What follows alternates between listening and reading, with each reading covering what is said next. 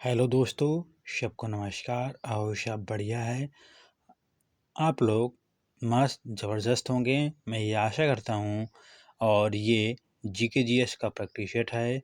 GK GS में practice set में आप लोग इन क्वेश्चन का मज़ा उठाइएगा, क्योंकि ये क्वेश्चन हर चैप्टर से लिए गए हैं और बड़े आनंद के साथ इन क्वेश्चनों को सॉल्व करिए। और क्योंकि ये क्वेश्चन जो रखे गए हैं ये पेपर में आए हुए क्वेश्चन होते हैं और इनको सॉल्व करिए। और इस चैनल को अपने दोस्तों को के साथ शेयर करिए और लाइक करिए। ये पहला क्वेश्चन है। पहला क्वेश्चन क्या कर रहा है ये स्क्रीन पर, कौन सी अंटार्कटिका में सर्वोच्च चोटी है। हमारा क्वेश्चन क्या कर रहा है, कौन सी अंटार्कटिका में सर्वोच्च चोटी है। ए नंबर सही है माउंट कोशुस्को, बी नंबर सही है माउंट किलिमंजारो, सी नंबर सही है माउंट मंशिप, डी नंबर सही है माउंट एकागुआ। तो इसमें से जो अंटार्कटिका में है, अंटार्कटिका में ये है माउंट मंशिप। माउंट मंशिप कहाँ है, ये अंटार्कटिका की सर्वोच्च चोटी है। और जो ए नंबर है हमारा आंसर हो जाएगा, सी नंबर सही है। लेकिन जो ए नंबर है ये माउंट कोसिस्को है। ये कहाँ पर है, ये ऑस्ट्रेलिया की सर्वोच्च बिंदु है कोसिस्को। और ये किलिमंजारो कहाँ स्थित है, किलिमंजारो है ये तंजानिया में स्थित है, उसकी सर्वोच्च चोटी है। ये तंजानिया कहाँ है, अफ्रीका में। और एकागुआ ये दक्षिण अमेरिका की सर्वोच्च चोटी है, एकागुआ। अंटार्कटिका की बात करते हैं। अंटार्कटिका में हमारे 3 सेंटर हैं जो रिसर्च सेंटर होते हैं। अंटार्कटिका में हमारे 3 रिसर्च सेंटर हैं। कौन कौन से हैं, दक्षिण गंगोत्री है और भारती है, एक मैत्री है। 3 हमारे जो है ये रिसर्च सेंटर हैं अंटार्कटिका में।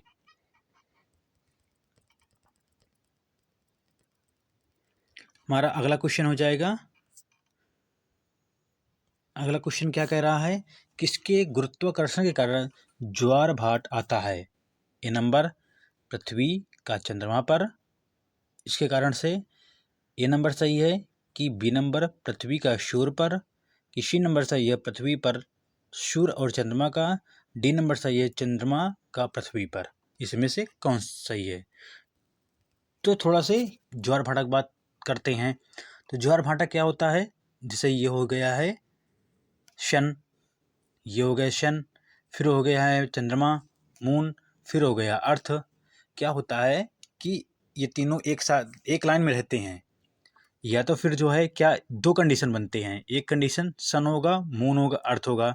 एक कंडीशन सन होगा, अर्थ होगा और मून होगा। 2 कंडीशन बनते हैं। तो 2 कंडीशन में क्या होता है कि जब ये एक साथ रहते हैं सन और मून, मून भी अपनी तरफ खींच रहा है अर्थ को और सन भी खींच रहा है अपनी तरफ अर्थ को। तो जब दोनों खींचते हैं तो ये कंडीशन कब होती है, तो इसको बोलते हैं कि ये होता है बृहद ज्वार भाटा। क्या बोलते हैं, स्प्रिंग टाइड बोलते हैं इसको। इसको क्या बोलते हैं, स्प्रिंग टाइड बोलते हैं।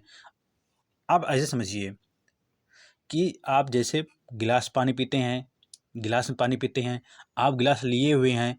अगर एक साइड से मान लो ये गिलास हो गया है, इसमें पानी भरा हुआ है, अगर इस साइड से आप खींच रहे हैं अपनी ओर, तो ये पानी अगर कोई आ गया है आपकी तरफ है, इस जगह खड़ा है, आप भी इस जगह खड़े हैं, तो दोनों गिलास को खींचेंगे तो बड़ी तेज़ से खींचेंगे तो पानी छलकेगा, तो उसको बोलते हैं ज्वारभाटा। वो जो पानी निकलता है, जो पानी छलक जाता है, उसी को मान के चलो कि वो होता है ज्वारभाटा। तो इसी तरह जो है गिलास में पानी वो छलक गया है, लेकिन जब इस तरफ मान लो कोई इस तरफ तुम खड़े हो, ये गिलास को पकड़े हो, ये पानी भी इसमें भरा हुआ है, तो दोनों तरफ जब खींचा जाता है तो उसमें भी एक दूसरे जब खींचते हैं तो एक तुम्हारा मान लो दोस्त है, एक गिलास पानी लिए, तो तुम ये मतलब वो पानी को छुड़ाने लगा है, तो वो छुड़ाने लगा है तो क्या करेगा कि अपना जो तुम्हारा दोस्त है वो अपनी ओर खींचेगा, तुम अपनी ओर खींचोगे, फिर कुछ देर बाद क्या होगा, पानी छलकेगा गिलास से। तो एक कंडीशन ये होता है कि उसमें से ज्वारभाटा होता है। तो इसी तरह जो है जो पृथ्वी है, इसी तरह जो है उसमें से ज्वारभाटा निकलता है। तो इसको बोलते हैं, जब एक तरफ होते हैं, मून भी है सन भी है, तो उसको बोलते हैं बृहद ज्वार भाटा। बृहद बोलते हैं high high tide, high high tide बोलते हैं।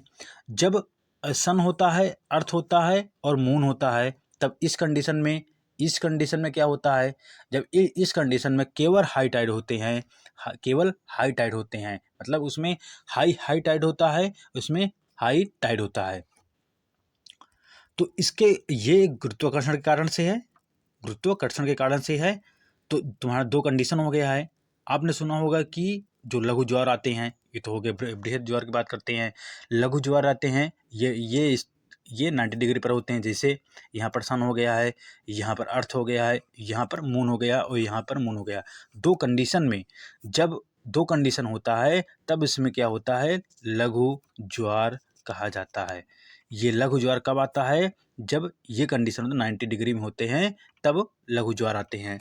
तो इसका आंसर क्या हो जाएगा, वो गुरुत्वाकर्षण कारक जब तीनों होते हैं, पृथ्वी सूर्य चंद्रमा, इसी नंबर सही होता है। जब तीनों होंगे तभी तो होंगे, तभी तो खींचेगा, और तभी जो है उसमें अपनी ओर जब खींचेंगे तो इसके वजह से क्या होता है, बृहद टाइड आ जाते हैं, हाई हाई टाइड आ जाते हैं, स्प्रिंग टाइड बोलते हैं उसको।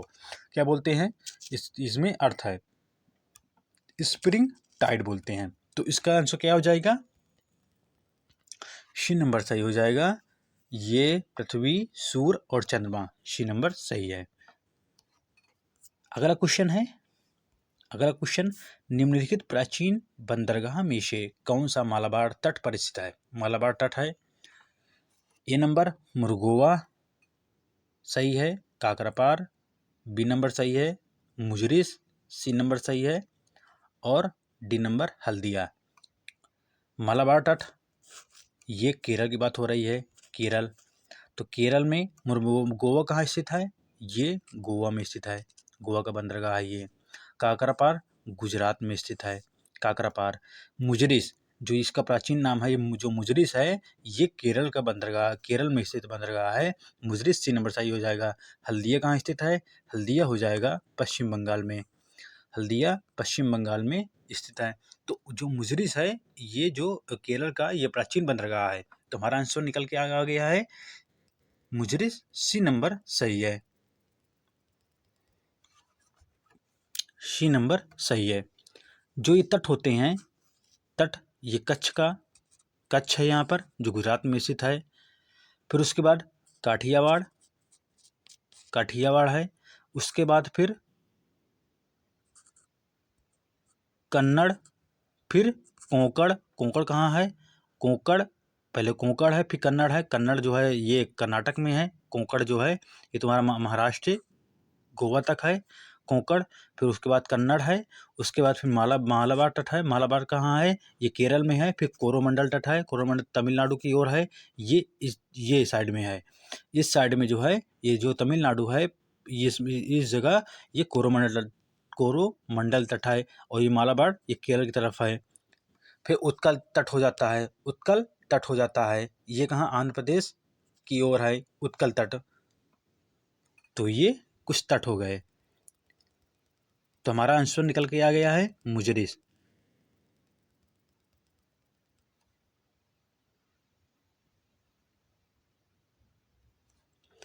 अगला क्वेश्चन है, भारत में किसके जयंती पर शिक्षक दिवस मनाया जाता है। ए नंबर भीमराव अंबेडकर, भीमराव अंबेडकर सही हैं। B number doctor Sarvepalli Radhakrishnan सही, कि सी नंबर अटल बिहारी वाजपेयी, कि D number Bidhan Chandra Roy. Doctor Bhimrao Ambedkar, इनकी जयंती 14 अप्रैल को मनाते हैं। 14 अप्रैल को डॉक्टर भीमराव अंबेडकर जयंती मनाते हैं, 14 अप्रैल को। डॉक्टर भीमराव अंबेडकर ये महार समूह से बिलोंग करते थे, और ये तीनों गोलमेज सम्मेलन में भाग लिए थे। और कौन भाग लिया था इनके साथ, तेज बहादुर सप्रू। ये दोनों लोग, तेज बहादुर सप्रू और डॉक्टर भीमराव अंबेडकर, तीनों गोलमेज सम्मेलन में भाग लिए थे। भीमराव अंबेडकर की बात करते हैं। इनकी जो पत्रिका थी वो थी मूक नायक। मूकनायक इनकी पत्रिका थी। और एक 1932 में महात्मा गांधी और डॉक्टर भीमराव के बीच में एक समझौता होता है, पूना पैक्ट उसको बोलते हैं। कब होता है? 1932 में पूना पैक्ट होता है। तो उसमें क्या होता है कि जो साइन होता है, साइन भीमराव अम्बेडकर और मदन मोहन मालवीय के बीच में साइन होता है, और ये पूना पैक्ट के नाम से जाना जाता है। अब बात करते हैं डॉक्टर सर्वपल्ली राधाकृष्णन। सर्वपल्ली राधाकृष्णन, ये इनके जन्म दिवस पर ये शिक्षा दिवस मनाया जाता है। ये कब होता है? 5 सितंबर। 5 सितंबर को शिक्षा दिवस मनाया जाता है। किसके जयंती पर? डॉक्टर सर्वपल्ली राधाकृष्णन। अटल बिहारी वाजपेयी बात करते हैं। अटल बिहारी वाजपेयी, ये 25 दिसंबर इनके जन्म दिवस पर ये सुशासन दिवस मनाते हैं। सुशासन, गुड गवर्नेंस डे बोलते हैं, गुड गवर्नेंस डे बोलते हैं। सुशासन दिवस मनाते हैं कब? 25 दिसंबर को मनाते हैं। अगर बात करते हैं good governance act, good governance act लगता है ये 1858 में लगता है। कब लगता है? 1858 में। जब क्या होता है? जब रानी ने यहाँ पर क्या, ये 1858 जो एक्ट होता है, यहाँ पर जो भारत का जो मतलब शासन है वो अपने हाथों में ले लेती है। कब लेती है? 1858 एक्ट में।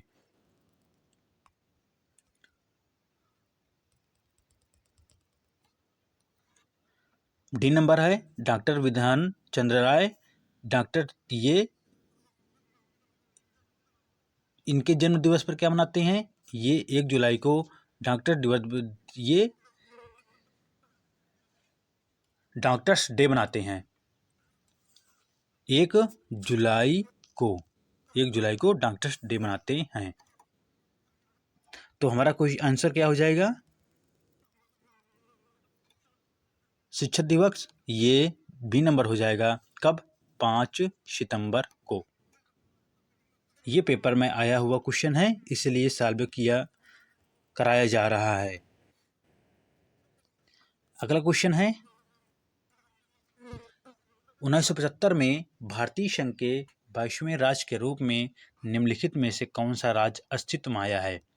1975 की बात करते हैं, जब इंदिरा गांधी की सरकार थी तब की बात है। और ये 22वें राज्य, ये 36वें संविधान संशोधन द्वारा 36वें संविधान संशोधन 22वें राज्य की स्थापना की गई थी। इसको शामिल किया गया था सिक्किम को। सिक्किम जो है 36वें संविधान संशोधन द्वारा ये 22वें राज्य के रूप में शामिल हुआ था 1975 में, जब इंदिरा गांधी की सरकार थी। उत्तराखंड 9 नवंबर 2000 को ये उत्तर प्रदेश से अलग होकर के उत्तराखंड का निर्माण हुआ था। मिजोरम, अरुणाचल प्रदेश, गोवा, ये 1987 में तीनों राज्य आते हैं। ये 23वें नंबर का, फिर 24वें नंबर का राज्य बना था, और ये 25वें नंबर का। गोवा 25वें नंबर का, क्योंकि जो पुर्तगाली थे वो सबसे पहले कैप्चर किए थे, सबसे बाद तक गोवा को कैप्चर किए थे। तो 1987 में गोवा को आज़ादी मिली थी, तभी है वो अस्तित्व में आया था। तो हमारा आंसर क्या हो जाएगा? हमारा आंसर हो जाएगा सिक्किम, बी नंबर सही है। अगला क्वेश्चन है निम्नलिखित में से कौन सी परत सूर्य की परावैंगनी किरणों को अवशोषित करती है? सूर्य की परत किरणें, ये देखते हैं, ये क्षोभ मंडल होता है, फिर उसके बाद होता है समताप मंडल होता है, फिर उसके बाद होता है मध्य मंडल होता है, उसके बाद होता है आयन मंडल होता है। इसको बोलते हैं ट्रोपोस्फियर, फिर स्ट्रेटोस्फियर, फिर मेसोस्फियर, फिर आयनोस्फियर बोलते हैं। तो जो ट्रोपोस्फियर होता है उसको बोलते हैं क्षोभ मंडल। इंग्लिश कभी कभी ये क्वेश्चन पूछ लेता है कि क्षोभ मंडल को इंग्लिश में बोलते क्या है, इसका इंग्लिश में नाम क्या है? तो इसको बोलते हैं ट्रोपोस्फियर।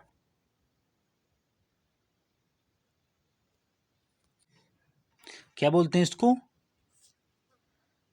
सॉरी, ये सिस्टम में कुछ कमी हो गई थी, उसकी वजह से ये सब चला गया। दोबारा बोले दे रहा हूँ मैं। जो ये क्षोभ मंडल होता है, इसको बोलते हैं ट्रोपोस्फेयर बोलते हैं। फिर उसके बाद समताप मंडल होता है, फिर स्ट्रेटोस्फेयर बोलते हैं, स्ट्रेटोस्फेयर। फिर उसके बाद क्या होता है, मध्यमंडल, फिर मेसोस्फेयर बोलते हैं। फिर आयन मंडल होता है, आयनोस्फेयर बोलते हैं। जो क्षोभ मंडल होता है, इसमें क्या होता है, बादल होता है, बादल, रेन, बारिश वारिश होने की संभावना रहती है।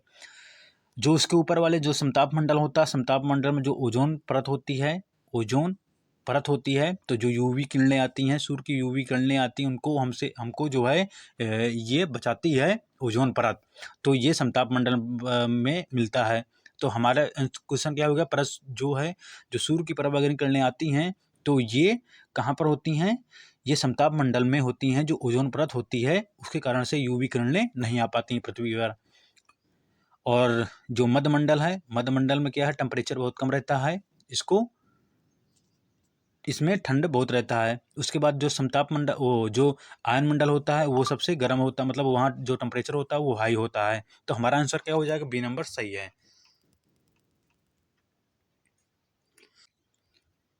अगला क्वेश्चन है, 1857 के विद्रोह के समय भारत का गवर्नर जनरल कौन था? तो भारत का गवर्नर जनरल कौन था, 1857 की बात है। 1857 में Lord Canning, Lord Canning Bharat का गवर्नर जनरल था। 1857 विद्रोह कहाँ कहाँ शुरू हुआ था, मेरठ से शुरू हुआ था। अगर ये पूछा जाए, सब 1857 में सबसे पहले बलिदान किसका, मतलब किसको मौत की सज़ा मिली थी, वो थे मंगल पांडे को मौत की सज़ा मिली थी, मंगल पांडे को। और ये 34वीं इन्फेंट्री, मतलब जो पैदल सेना है, 34 पैदल सेना से बिलोंग करते थे मंगल पांडे। जो तात्या टोपे हैं, तो तात्या टोपे कानपुर से बिलोंग करते हैं, कानपुर, और इनका नाम था आत्मरंग पांडुरंग, तात्या टोपे का नाम। और धोतू पंत किसका नाम था, धोतू पंत किसका नाम था,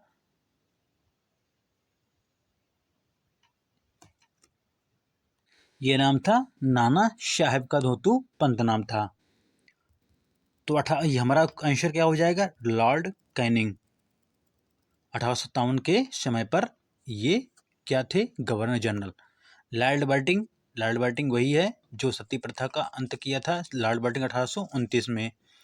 डलहौजी, डलहौजी ने हड़प नीति कब स्टार्ट की थी, 1848 में। और रेल का शुभारंभ कब किया था, 1853 में। 1853 में रेल का शुभारंभ किया था।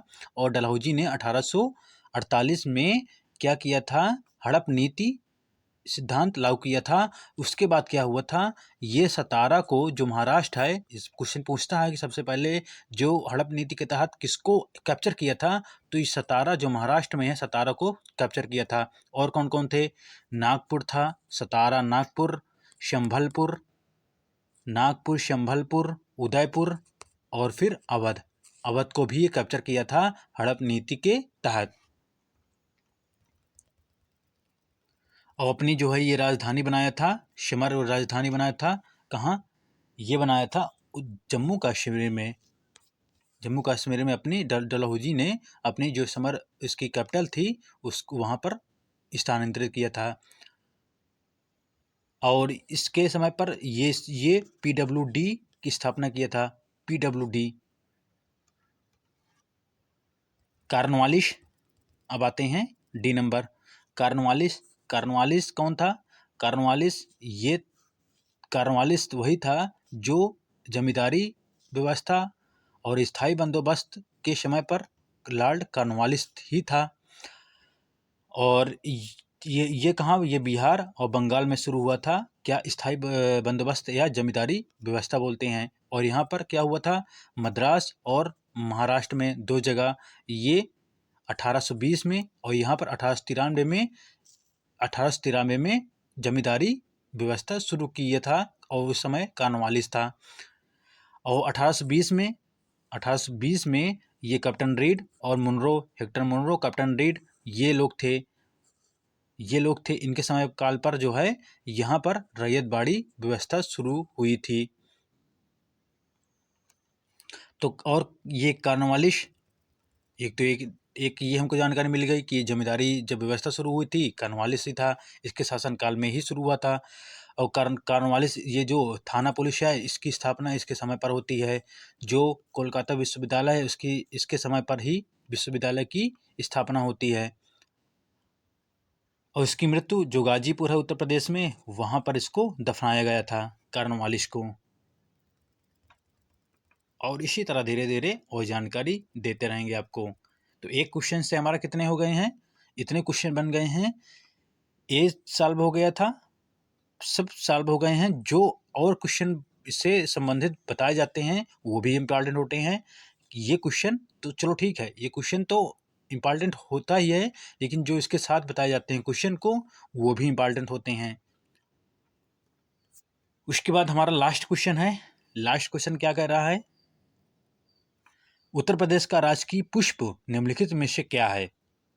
टेसु, ए नंबर, बी नंबर सही है गुलाब, सी नंबर सही है नीलकमल, डी नंबर सही है चमेली। तो ये तीनों नहीं सही हैं। टेसु, इसको बोलते हैं पलाश, पलाश बोलते हैं। उत्तर प्रदेश जो राजकीय पुष्प है किताबों में पलाश ही होता है, तो पलाश को आपको टिक मारना है। अगर ये बोल दिया जाए राष्ट्रीय वृक्ष क्या है, वो है अशोक का पेड़। अशोक का पेड़ है जो राजकीय पुष्प वृक्ष है उत्तर प्रदेश का। ये बोल दिया जाए कि राजकीय पशु क्या है, वो है बारहसिंगा, बारहसिंगा है। उत्तर प्रदेश ये जनसंख्या की दृष्टि से सबसे पहले नंबर पर उत्तर प्रदेश है। और उत्तर प्रदेश में जो जीआई टैग है, जीआई टैग ये उत्तर प्रदेश में फर्स्ट स्थान है। और फिर उसके बाद दूसरे स्थान है तमिलनाडु का। तमिलनाडु का दूसरे स्थान पर है जीआई टैग में जियोग्राफिकल इंडिकेटर,